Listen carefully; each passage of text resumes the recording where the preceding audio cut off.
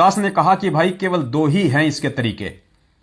उन्होंने कहा कि भगत जी क्या तरीके? दास ने कहा कि पहला तरीका तो यह है कि इस दास के पास में कोई 1 रुपया भी नहीं है। दास अपना मकान किराया भी भगत भाई बहनों से ले लेके भर रहा है, क्योंकि 24 घंटे यदि मैं परमेश्वर की सेवा में रहूंगा तो सबको पता है मैं काम कर पाऊंगा या फिर मैं क्या कर पाऊंगा। आप रह के देख लो एक बार, 2 महीने कोई भी 24 घंटे वो भूमिका निभा लो जो ये दास निभा रहा है।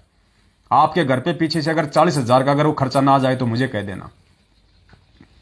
तो भाई मेरे पास कुछ है नहीं, थोड़ा बहुत मैं मेरा काम धंधा करता हूं, उसमें मेरा काम हो नहीं रहा। तो पहली बात तो ये कि मेरे पास इसको देने के लिए कोई चवन्नी नहीं है। ये चाहे कोई मुकदमा करे, चाहे ये जो मर्जी करे, इसको छूट है।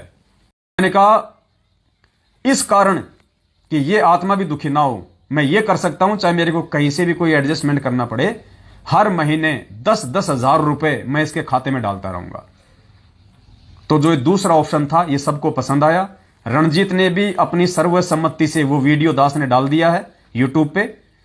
भगत जी, आत्मा बोलती है कि किसको जरूरत है किसको जरूरत नहीं है, कौन मजबूरी में है और किसकी मदद करनी चाहिए। उस बहन ने जो खुद अपना जॉब करती है, अपना काम धंधा करती है, उस बहन ने 1,42,700 रुपए इस पवन दास को 3 महीने पहले दिए हैं, 3 महीने पहले।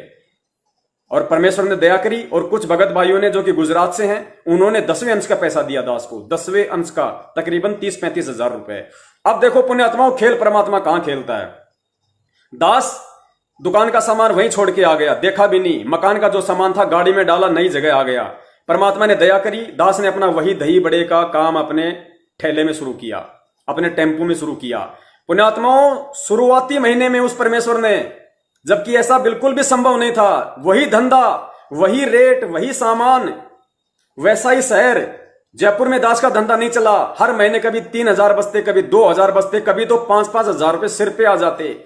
मेरठ में आया तो थोड़ी सी राहत मिली कि अपने घर का खर्चा चला के 10,000 रुपए मुश्किल से दास किसी भगत को दे पाता था, बड़ी मुश्किल से। वो भी 6-7 महीने बाद मेरठ में मेरा धंधा चला, जिसमें मेरा घर खर्चा काट के मैं 10,000 रुपए किसी को देने लगा।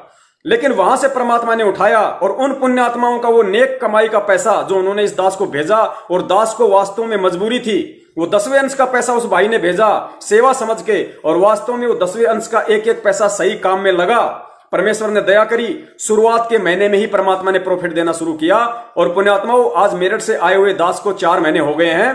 परमेश्वर ने लगभग परमेश्वर ने 1 लाख से ऊपर रुपया भगत भाइयों का वापस करवा दिया।